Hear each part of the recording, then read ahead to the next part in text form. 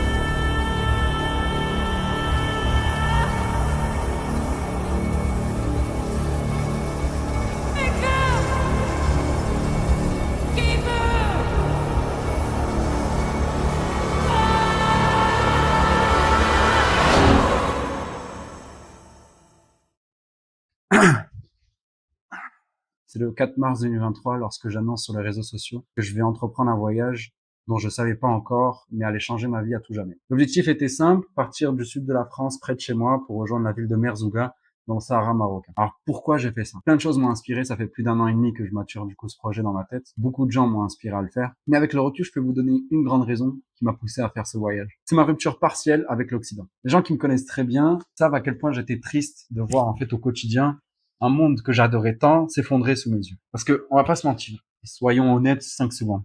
La France va mal et va vraiment mal. Bonjour monsieur. Alors moi c'est pas monsieur, c'est madame. Vous êtes un monsieur? Non. Si. Toi t'es quoi? Une fille? Pourquoi? Parce que? Vous me trouvez belle? Ça vous choque là comment je suis habillé? Non, c'est normal? Non, c'est normal. Si j'avais pas parlé, tu m'aurais pris pour un garçon? Non. Et c'est quoi un garçon pour toi? C'est un être humain Ouais. qui était un homme préhistorique avant Ok. et qui évolue en un être humain. D'accord.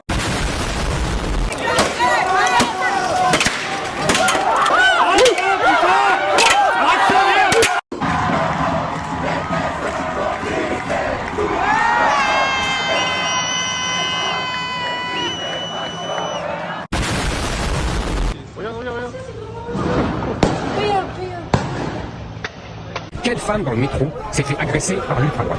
Combien de gens d'ultra-droite dans les prisons?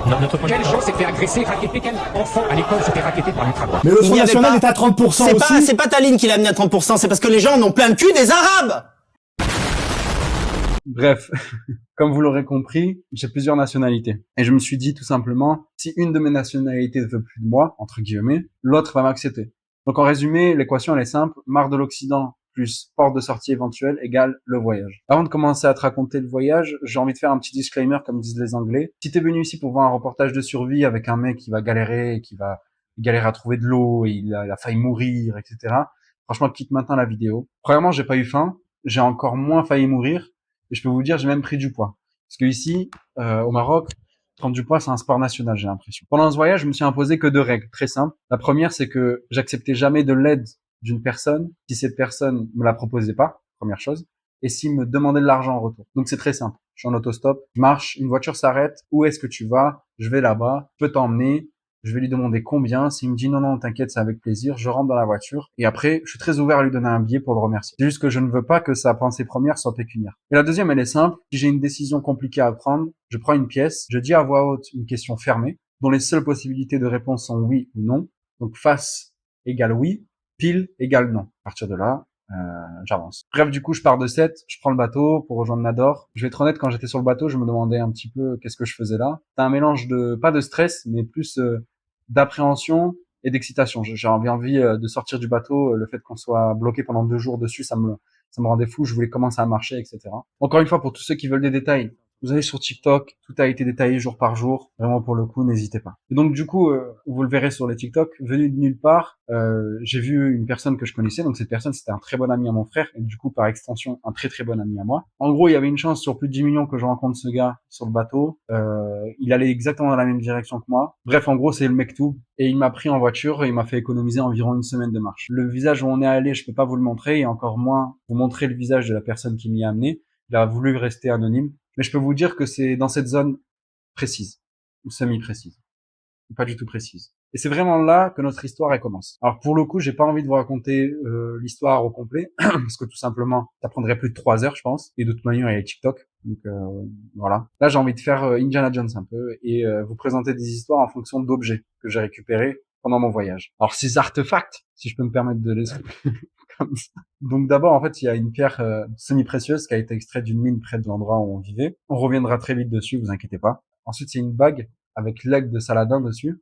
Alors Saladin, je vous laisse faire vos recherches dessus. C'est un mec très solide. Je pense qu'on a beaucoup à apprendre de ce personnage historique. Donc, on commence. Notre première aventure tourne autour de cette pierre, comme vous le savez. Cette pierre, elle a été extraite du coup d'une mine près de l'endroit où on était. C'est une mine qui a été gérée par des Français, décidément encore eux. Et ces Français, en fait, embauchaient des Marocains plutôt pauvres. Bon, c'est un petit peu normal en vue de la région où on était. Mais moi, personnellement, je vous expliquerai très très mal cette histoire parce que tout simplement, j'ai pas vécu là-bas. Donc, je vous laisse du coup avec un mec bien mieux placé pour vous expliquer cette histoire. Lui, il a vécu à presque 300 mètres de la mine. Il a vu les Français arriver, il a vu les Français partir, il a vu tout ce qui s'est passé. En bref, voyons ce qu'il a à dire. Ils ont pris les pauvres et ils les ont fait travailler. travailler يخدموا الناس مزيان ما كيخلصوهم مزيان Ils les payaient bien. ما كاينش Ils les ما payaient bien. كاينش اش قال لهم دابا حنا غادي نخرجوا الناس اللي كبار لي فيو وندخلوا دي جون ما بغاوتهمش ديك النقابات En gros, après, les Français, ils ont dit qu'on veut plus de vieux. On veut les jeunes. وي اون دو لي جون لي جون تاع شحال؟ لي جون دو 24 ans Des jeunes de 24 ans, 23 ans. En âge de travailler dur. On a de travailler dur. Ouais. وي ابري ما بغاو لهمش دوك النقابات لي سانديكا وداكشي Les syndicats, ils voulaient pas. اي نو با ابري بقاو خدامين قالوا لهم عاود شدوا لاكراف فيه شي 3 موا ديال لاكراف واحد فيه 2 موا ما بغاوش لي ماروكان دوك صحاب السانديكا ما بغاوش Ok.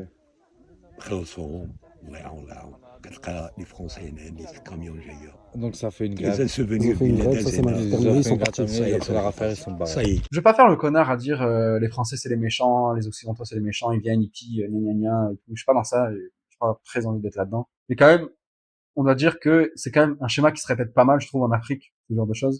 Les étrangers arrivent, les autochtones, si je peux me permettre de les appeler les autochtones, sont super contents de les accueillir. En général, ils ramènent du progrès, plein de choses facilitantes qui fait que la vie est meilleure en fait. Et il le dit lui-même que la vie était plutôt bien et qu'ils gagnaient bien leur vie, tu vois. Jusqu'au jour où un modèle essaye de prendre le pas sur l'autre. Donc là, encore une fois, ça peut être le modèle africain comme le modèle occidental. Donc, en général, à ce moment-là, l'embrouille commence, un des deux camps commence à fuir, qu'il a la possibilité de le faire. On a des tas d'exemples de ça dans l'histoire. Je vais pas faire la liste parce que ça risque d'être long, surtout que c'est un peu l'histoire de l'humanité.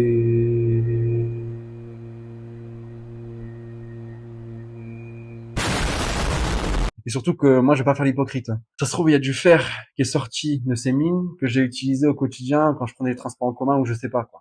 Donc, je vais pas faire l'hypocrite, clairement pour le coup. Et en vrai, on va être honnête. Ça se trouve, je serais allé parler au patron. Malheureusement, ils étaient pas présents. Les gars, ils avaient des arguments plausibles, quoi. Hein, en mode, pourquoi ils ont pas laissé les jeunes?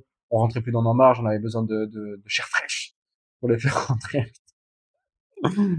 Pourquoi cette image du capitaliste un peu, bref. En gros, on va être honnête, c'est le serpent qui se mord la queue, c'est un cercle vicieux. Ça sert strictement à rien de trouver un coupable, en fait. Si on revient là-dessus, cette pierre, en fait, elle symbolise quoi, en vrai? Elle symbolise que, une entente cordiale est possible. Ça, c'est sûr et certain. Mais quand un modèle tente de l'imposer sur l'autre, ça commence à frictionner. Après, j'ai envie de vous dire, c'est un peu logique. Et l'entente cordiale est possible. On retient ça. C'est le plus important. Après avoir entendu cette histoire, j'avoue que j'étais en mode, ouais, faut que l'Occident, c'est pas bien, ouais, machin. Donc, si vous voulez, je traînais avec des jeunes toute la journée. Et ces jeunes, en gros, ils parlaient de l'Occident comme étant le futur paradis. Et je comprenais pas parce que moi, je faisais tout pour quitter l'Occident. Et eux, ils étaient prêts à tout faire pour venir en Occident. Donc moi, je comprenais pas trop. J'avais ma petite idée, mais je comprenais pas trop. Je voulais avoir vraiment le fond de leur pensée. Donc du coup, là, à ce moment-là, j'ai enlevé la casquette d'Indiana Jones. J'ai mis la casquette de Élise Lucet. Oui, bonjour Monsieur Sarkozy, c'est Élise Lucet, Cache Investigation. Et j'ai demandé à mon pote de préparer une interview avec. Voyons ce qu'ils ont à dire. Ah, peut-être si vous voulez. والله ما جات ولينا شكون انت انا شاب مغربي عندي 19 عام كيف يدوز من الصباح حتى الليل كتفيق الصباح كتخرج كتقلب على خدمه ما كتلقاش الخدمه كتعاود تخرج ما كتلقاش الخدمه النهار كاملو واخا تقلب على الخدمه عام كامل ما غاديش تلقى الخدمه حيت الخدمه صعيب باش تلقاها في المغرب حيت ما موفرينش العمل في المغرب شنو هو الحلم تاعك الحلم ديالك تخرج والديك من الفقر وتعيش شي عيشه زوينه ودير داركم ما تبقاش في المشاكل خاصك باش تخدم خاصك تخدم وخاصنا فين نخدمو بعدا حيت ما كاينش بلاصه فين تخدم باش دير داكشي شحال زعما يكون يخصك باش دير الحلم تاعك؟ عطوك 300 درهم في الشهر وتعرف كي دير تصرف فيها، غادي دير اللي بغيتي. ما تنطلبوش حنا كبيره، ماشي بغيناها كبيره مع الديبار تلقاها كبيره. كل واحد تيبدا شويه بشويه. اوروبا واش بالك؟ علاش؟ باش تمشي تما، كي تما غادي تقدر تصوفي راسك. ما انا في المغرب ما غاديش تصوفي راسك حيت ما كاين ما يدار في المغرب. ولا لقيتي خدمة تعطيك 3000 درهم في الشهر؟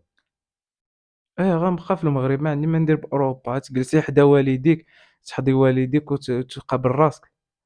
حسيتي باش الا قلت لك راه في اوروبا تيشوفوك بحال الشيطان، بحال شي واحد خايب لاخاطش انت مسلم؟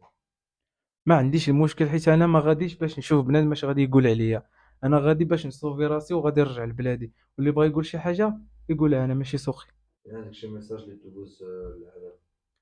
يديروا لنا الحقوق ديالنا في هذا المغرب هذا، حيت كاين بنان كيخدم حتى يعيا، في التالي فاش كيخرج من الدوله، من الخدمه ديال الدوله، ما كيبقى عنده والو.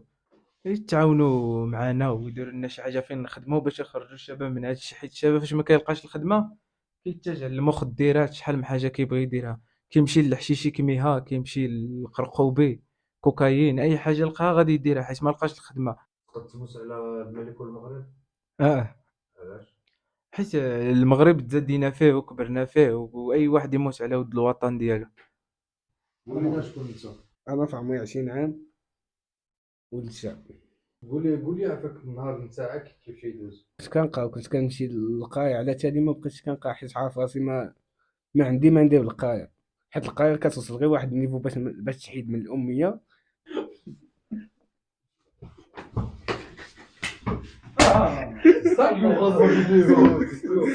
شكون هو الحلم نتاعك؟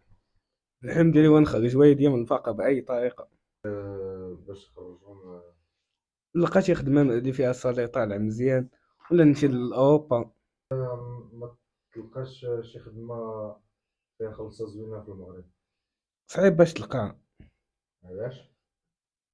كيبغيوك تكون قاري وتكون عندك المعارف، ولا تعطي ولا تعطي الفلوس، المهم بزاف ديال الحوايج. خلصه زوينه زعما اللي تكفيك؟ تقريبا شي 8000 درهم تقدر تكفيك. شنو دير الحاجه الاولى اللي دير؟ الحاجه الاولى غادي نقلب على نخدم في اللي كان. في اوروبا المسلمين تيشوفوهم بحال شي واحد خايب. هاد الفكره هادي غلطه، حيت المسلمين ما عمرهم ما يأذيو شي واحد الا ما دار لهم شي حاجه، ما يمكنش يأذيوه كاع. شي ميساج اللي تقول للعالم شكون هو؟ والشباب من هاد الدوله هاد اللي كيدوروا فيها. قول لنا شكون انت اخويا؟ انا عندي 17 عام، مازال كنقرا. قول لي النهار كيف تيدوز من الصباح حتى تزول الساعه 12؟ الصباح كتمشي للقرايه، كتجي عاود خاصك تغدا، المهم العشيه تمشي للقرايه، كتجي بالليل عندك عاوتاني ما تجلس تحفظ، ما تمشي تخرج مع صحابك. شكون هو الحلم نتاعك؟ نحيد الوالديه الفقر. الا غدا عندك لا بوسيبيتي باش تمشي لاوروبا تمشي ليها؟ ونقبل. وإلا وصلتي اوروبا شنو دير فيها؟ نحاول نلقى شي خدمه تما، نستقر تما شويه على ما نجمع الفلوس وكذا، ونرجع للمغرب. ولا لقيتي خدمه في المغرب بصالير زوين وكذا نقدر نقص في المغرب. انت الصالير اللي يكفيك؟ 3 المليون.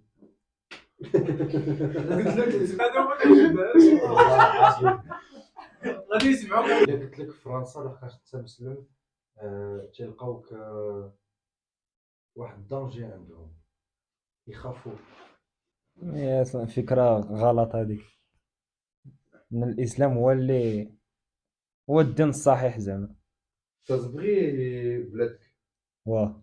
علاش؟ كنبغي الملك ديالنا هو اللي انه كيحقق هنا، هو اي حاجه كيوصلوا على، المهم كيوصلوا الميساج من الشعب، ولا كيحقق من الدوله كتاكل الاموال ديالو، ديك اللي مقابلين الدوله هما اللي كياكلوا داكشي. وزعما الا اش تقول للناس اللي العالم الا شافوا هذا الفيديو؟ بانهم يتعاونوا مع ولاد الشعب، ونبغيو ان الدوله ديالنا تحقق لنا فرص شغل، ان ولاد الشعب باش يخدموا حتى هما يكون عندهم صالير الشهر للشهر، يقابلوا والديهم، يقابلوا عائلتهم الصغيرة. قول لنا شكون انت. عندي 17 عام، ساكن في المغرب. هي النهار نتاعك كيفاش يدوز؟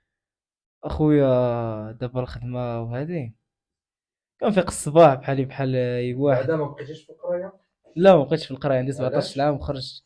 علاش؟ خويا عرفت راسي غادي نبقى نقرا على والو، اللهم نخرج اخويا ندبر على راسي قبل ما يفوت لي حال. عندي اخويا انا الكبير في الدار، خاصني نخرج نخدم على راسي، ما بقاش معول على والديا. تقد تمشي لاوروبا تبغي؟ خويا راه بحال المغاربه، راه غادي نبغي. شنو هو الحلم نتاعك؟ خويا الحلم ديالي انا اخويا هو ندير شي حاجه، شي مشروع ديالي اخويا، ونكون هز راسي براسي ونهز عائلتي. في اوروبا المسلمين تيشوفوهم خايب. شنقول لك اخويا، انا راه ما غاديش نقول لك حنا زوينين وحده، راه كاين طوب وحجر. فين ما مشيتي حتى النصارى راه طوب وحجر، وفين ما مشيتي غتلقى طوب وحجر، غتلقى بنادم خايب وغتلقى بنادم زوين. فكرتي بعدا تحرك؟ اخويا ديك راه 1000% هاديك، ومره ما جوج. مرة راه كتبغي كاع تشنق راسك اخويا، غير باش ما تجلسش تعذب اخويا في هاد البلاد وصافي. لا عندك شي ميساج اللي تقول للعالم كامل؟ خويا اش غنقول لك، النصارى والمسلمين وجميع الديانات خونا خوت، حنا راه ماشي غادي نقول لك حنا مسلمين حنا اللي واعرين، انا راه احتراماتي جميع الديانات، انا راه ما تنعرفش هذا مسلم هذا. اللي بغيت اخويا هو ما يديوش ديك النظره الخايبه على المسلمين، حيت المسلمين اللي محظورين بزاف، ما يديوش ديك العقليه ديال الارهاب وكذا، حيت راه كيما قلت لك راه كاين هكا وكاين هكا. تقد تموت على بلادك؟ اخويا نموت على بلادي، على ولاد الشعب، ما كنحملش نشوف شي دوله اخرى ولا حتى كتهضر على المغرب بالخير. واخا ما المغرب ما عطينا والو، راه ما كيبقى فيك الحال. Franchement, je vais être honnête, ça m'a calmé. Parce que franchement, l'Occident, mine de rien, l'Occident, c'est ultra stylé. On peut pas dire le contraire.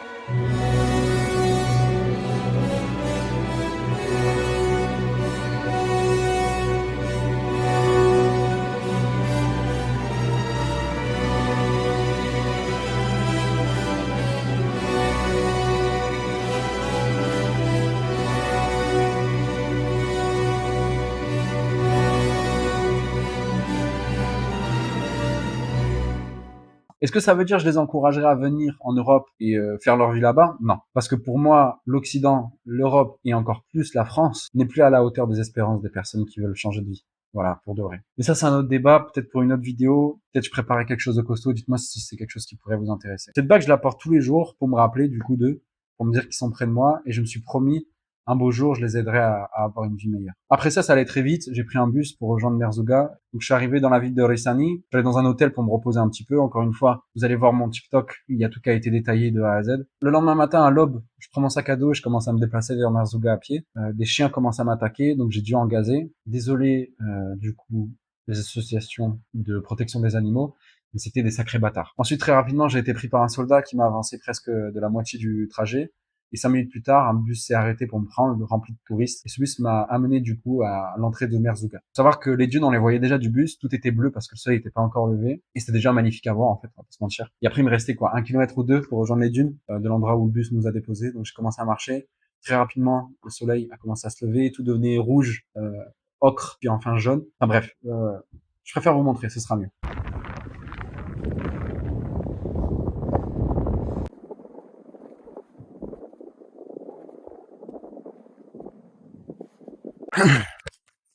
Bah, comme vous pouvez voir, je viens d'arriver.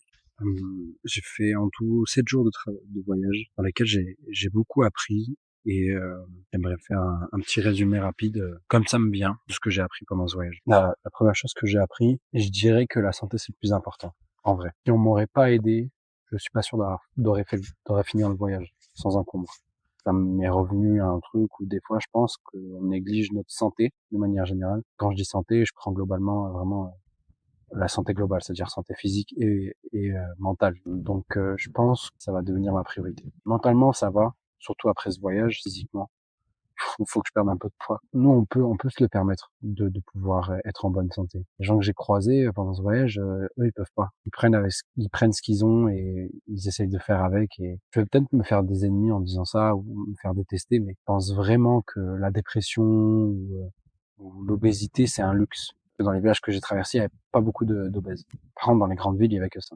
Ça va faire un peu méchant ce que je dis, mais si t'es gros et déprimé, c'est ta faute. La deuxième chose que j'ai appris pendant ce voyage, c'est que j'avais besoin d'une confirmation, et je pense que le monde occidental tel qu'il est aujourd'hui, je pense que c'est fini, moi et l'Occident. Enfin, c'est même pas que je pense. Je vais m'expliquer sur ce point. L'Occident, c'est pas que je le hais. Vous étiez au top, je vous ai vu à votre hégémonie, quoi, et je vous ai vu redescendre. Et ça, je peux pas l'accepter. En fait, c'est que je vous aime trop pour vous voir vous détruire ainsi. Je m'explique sur ce dernier point. Je trouve qu'en Occident, et après, ça, c'est que mon avis, encore une fois, beaucoup de gens qui marchent sans s'en rendre compte qu'ils tournent en rond. Il y a beaucoup de gens qui courent après des choses sans s'en rendre compte que cette chose, elle n'existe pas. Ou à moindre mot, c'est pas pour eux. Et ça, je l'ai vu. J'ai vu des gens se détruire. J'ai vu des gens plonger. J'ai vu des gens se faire broyer par la machine et ne pas arriver à se relever, être dans une sorte d'entre-deux malsain et ne pas se rendre compte qu'en fait, tout simplement, il fallait s'extraire de ça et en fait regarder un petit peu plus haut et se dire, mais en fait, moi, qu'est-ce que j'ai envie? Moi, je trouve qu'en Occident, vous savez plus qui vous êtes. Moi, je sais qui vous êtes parce que moi, j'ai grandi en France, je suis né en France. Moi, on m'a parlé de vous. Et les Français, c'était quelque chose. Même de manière générale, quand je parle des Français, je parle de l'Occident de manière générale. On m'a dit que c'était les plus forts. Depuis petit, on me dit ça. Eh ben non, en fait, non. Qu'est-ce qui s'est passé au peuple qui envoyait des gens sur la Lune? Qu'est-ce qui s'est passé au peuple qui gagnait la Seconde Guerre mondiale face au fascisme? Qu'est-ce qui s'est passé au peuple qui était le plus stylé, en fait? En France, on appelle ça les gaillards. Enfin, c'était des gens, on a envie de leur ressembler, quoi. Et là, depuis peu, je sais pas ce qui vous arrive, mais je vous reconnais plus, quoi. Et vous étonnez pas quand on vous respecte plus, quoi. Vous êtes pas respectable, quoi. On marche dessus et vous vous laissez faire, et ben c'est votre faute, en fait. On revient au point précédent, quoi. C'est votre faute. Faut arrêter de se plaindre, quoi. Troisième point que je voudrais discuter, ben ça fait une bonne transition, c'est l'unité que j'ai réussi à récupérer par rapport à mon voyage sur plein de choses. Je vais pas vous faire l'historique des gens que j'ai rencontrés, ou des gens sont assez pudiques. Eux-mêmes n'en parlent pas vraiment, mais les yeux ne mentent pas. Les yeux ne mentent pas. Je vois. Quand je traîne avec les jeunes avec qui j'ai traîné pendant plusieurs jours, c'est des gars super gentils, hyper intéressants. D'ailleurs, les interviews qu'on a fait avec eux, elles révèlent beaucoup sur eux. Et quand on se pose et qu'il y a un moment de blanc, moi je les observe, sans qu'ils le voient, ils regardent tous le sol avec un air, une tristesse immense. Et pourtant, ils se serrent les coudes, ils se crachent pas dessus, ils se pointent pas du doigt, ils essayent pas de prendre à l'autre, ils sont pas dans ce genre de truc. J'ai jamais vu des gens aussi misérables et en même temps aussi solidaires. C'est troublant de voir ça. On se rend pas compte. Les gens, ils font du safari, ils partent en Afrique. Ah là là, qu'est-ce qu'ils sont solidaires. Ils disent ça, mais en fait, on s'en rend pas compte. En Occident, je prends le français moyen, je donne 1/10 de la vie de ne serait-ce qu'un des jeunes que j'ai rencontrés pendant ces voyages, ou même des gens que j'ai rencontrés tout court. 1/10, ils supportent pas la semaine. Et en fait, moi, je vois ça, je me dis, mais en fait, qu'est-ce que je fais en fait dans un autre pays, quoi? Qu'est-ce que je fais en France, en fait? Ou je sais pas, la France, j'ai l'impression c'est le sabotage collectif. C'est un sabotage collectif, la France, en fait, actuellement. Et même de manière générale, l'Occident, c'est un sabotage collectif. Vous aimez trop, vous sabotez. Du coup, moi, ça m'a fait relativiser des tas de soucis, quoi, dans ma vie. Des tas de soucis que je voyais énormes. Enfin, il paraît si petit maintenant. Si petit, comme le grain de sable ici, quoi. Il paraît si petit, quoi. Je sais pas, enfin, à un moment, faut se réveiller, quoi. Enfin, on a des vies sympas, en vrai. Ces jeunes, ils ont pas grand chose, quoi. Ils ont juste une envie, c'est de pouvoir, d'être un peu comme nous. Leur vie à eux, qui est dure comme pas possible. Pour eux, leur rêve, c'est de ne serait-ce que, sortir leur famille de la galère. Se dire, en gros, il peut subvenir aux besoins de sa famille. Ça, c'est son rêve. Le rêve le rêve d'un jeune Marocain un peu dans la galère, quoi. Je veux juste sortir ma famille de la galère et leur payer à manger un peu tous les jours. J'ai parlé à un gars, son rêve, de traverser le Maroc à vélo, il a même pas de quoi se payer un vélo.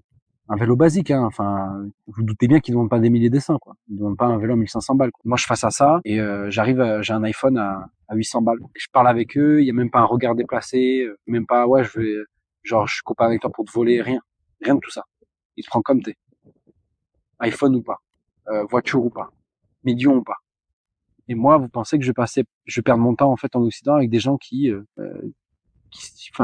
en fait sont jamais contents, en fait, alors qu'ils ont tout, et ils ont tout pris en plus de ça. Les autres, on leur a pris, ils le savent qu'on leur a pris, qu'on leur a volé, pas une seule animosité, parce qu'en soi, et on suit la logique des Français, enfin de manière générale, du œil pour œil, dent pour dent. Les Marocains, ils vous invitent même pas chez eux.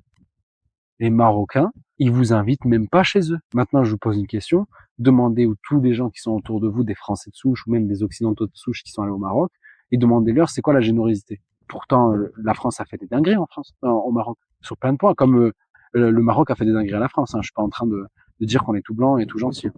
C'est pas ça que je suis en train de dire, c'est que, putain, mais il y a un problème, quoi, de logiciel, en fait. 404 erreurs.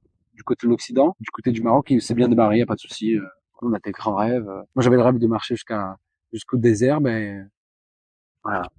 C'est fait. Je suis pas à plaindre, non? Je vais finir sur ça. Si j'avais un message à faire passer aux gens, ça serait juste,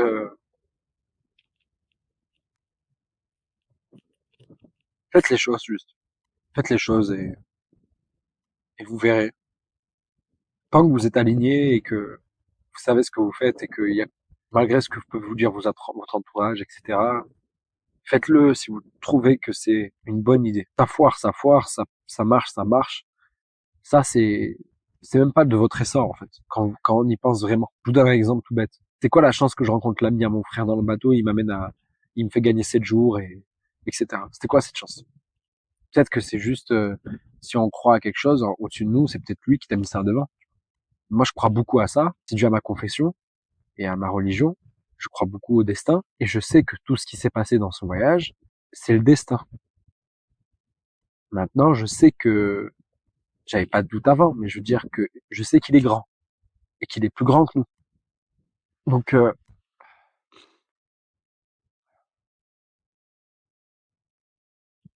en tout cas, je vous remercie tout le monde et je vous laisse tranquille.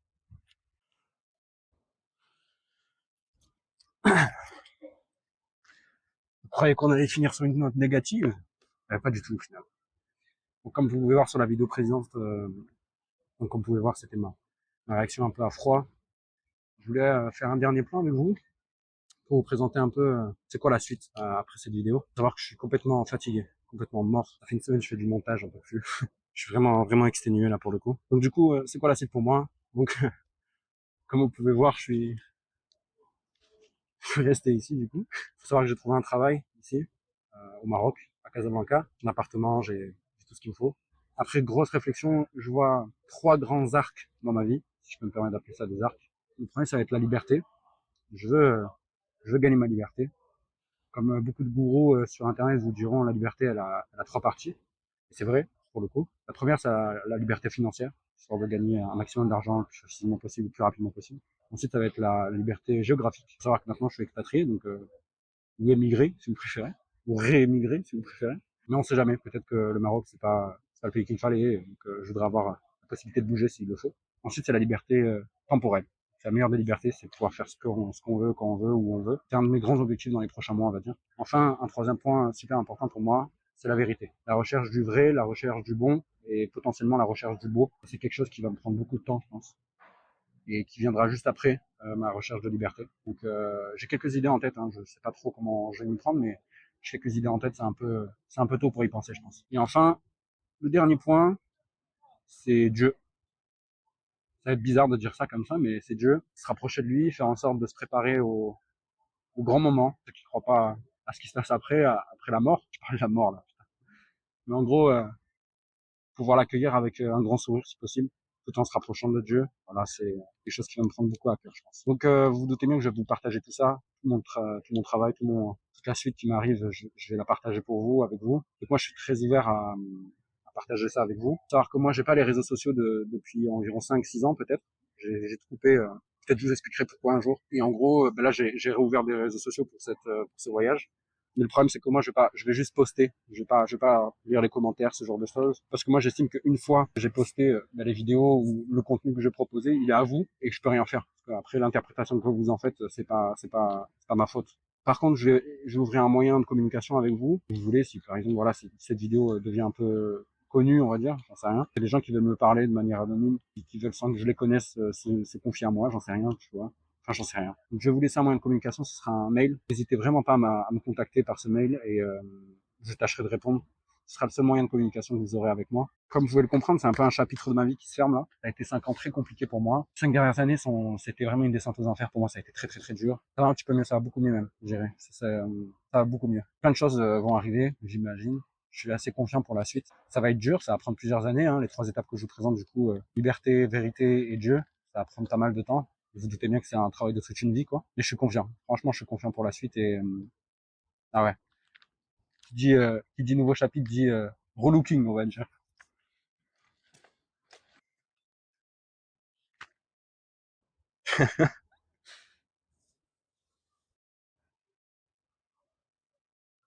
Voilà. Donc je vous remercie pour tout votre temps, pour les choses pour le fait d'avoir suivi un peu mes TikTok, etc., d'avoir suivi mon aventure. Je remercie mes parents.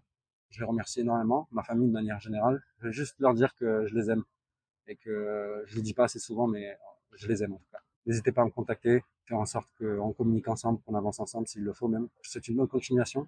Prenez soin de vous, en espérant que tout aille bien pour vous.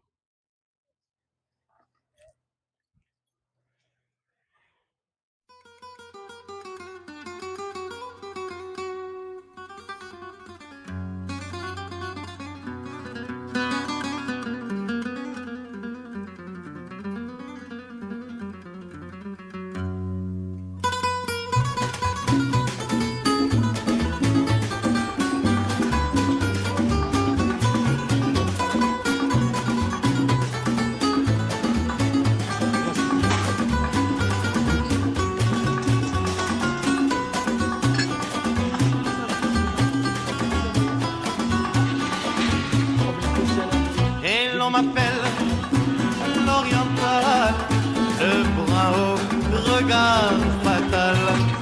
Et l'on m'appelle l'oriental, car moi je suis sentimental. Et pourtant je ne fais pas de mal, on m'a surnommé l'oriental.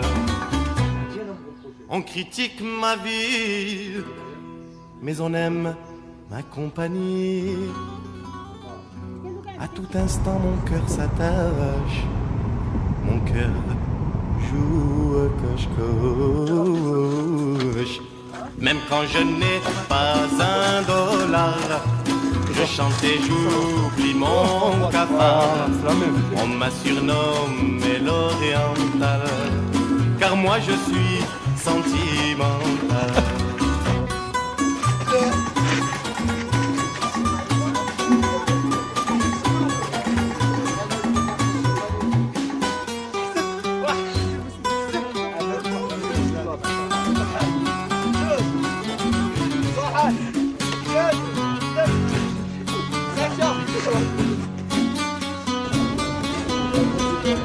Et l'on m'appelle l'oriental, le brun au regard fatal. Et l'on m'appelle l'oriental, car moi je suis sentimental. Et pourtant je ne fais pas de mal, on m'a surnommé l'oriental. Chanson triste ou chanson gaie, moi je chante ce qu'il me plaît. C'est la musique qui m'affole, musique orientale ou espagnole.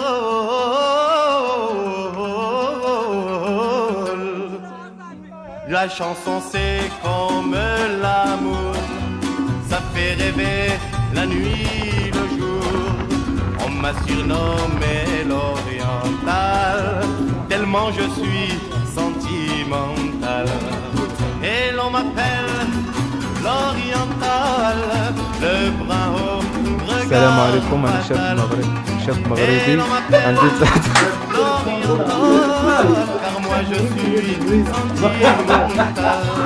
أنا مغربي عندي 19 عام. On m'a surnommé l'oriental.